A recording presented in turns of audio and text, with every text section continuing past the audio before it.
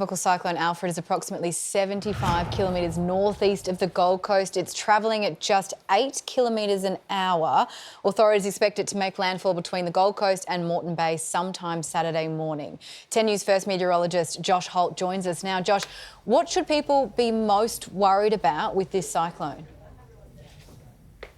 Good evening. As we go to air this evening, certainly the winds, and then over the next few days, it will be the rainfall. We just heard that gentleman there talking about northern New South Wales. I'll touch on that in just a moment. But as you said, the system now is only 80 kilometres off the coast. A lot of people today have been making the mistake thinking that when the cyclone makes landfall just to the north of Brisbane tomorrow morning, that's when it hits. That's actually incorrect. It's the time preceding the actual eye making landfall across the mainland where you see the most severe conditions. Now, with it being in close proximity to the Gold Coast right now, we're seeing that damaging to destructive wind boundary right now push onto the Queensland coast. So the process of Alfred making landfall is actually happening right now.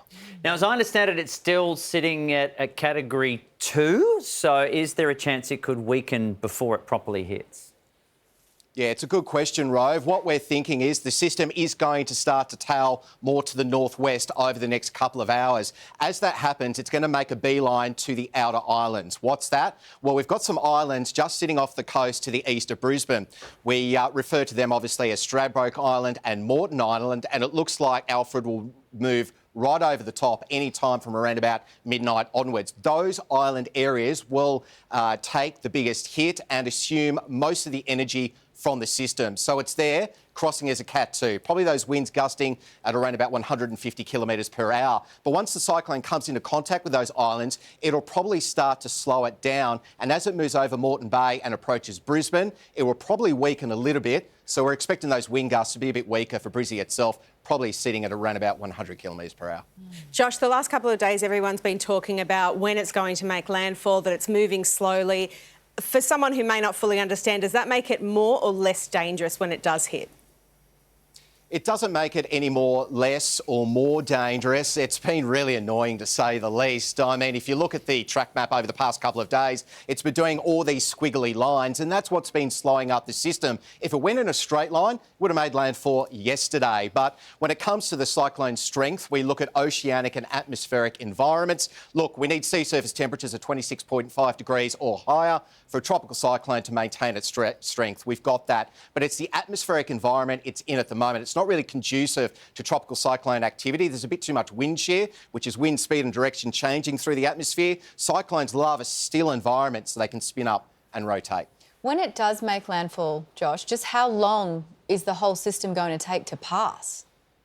OK, I want to make this point. It's really, really important. Once it gets downgraded to an ex-tropical cyclone, which will happen during the course of Saturday, but much later on in the day, it is not any less dangerous. In fact, it can be more dangerous in terms of the rainfall. I remember when I was in Cyclone Debbie back in 2017 in Bowen in North Queensland, that system moved across us. It then tracked inland and went south and eventually got over southeast Queensland as an ex-tropical cyclone. It dumped 1,000 millimetres across the Gold Coast hinterland. That's 1 metre of rainfall, and we could see similar type falls for the southern Gold Coast and particularly northern New South Wales. We know about Lismore. We had that emergency evacuation take place last night, so we're really feeling for the residents across that part of New South Wales.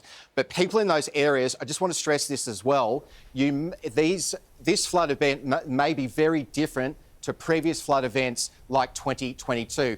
This is a tropical system as opposed to low-pressure systems that usually affect this area. So the rainfall rates might be a lot more extreme than what we have seen in the past, and as a result, our rivers may respond and behave a lot differently to they have in the past. Yeah, here's the thing, Josh, because we're talking about the waiting game and what happens when it hits and what everyone's going to be going through when it impacts. You've mentioned yourself the eye of the storm. We all know that phrase. What's the aftermath of this? How long will it take to get the all clear, and are we really prepared for, what the aftermath could be?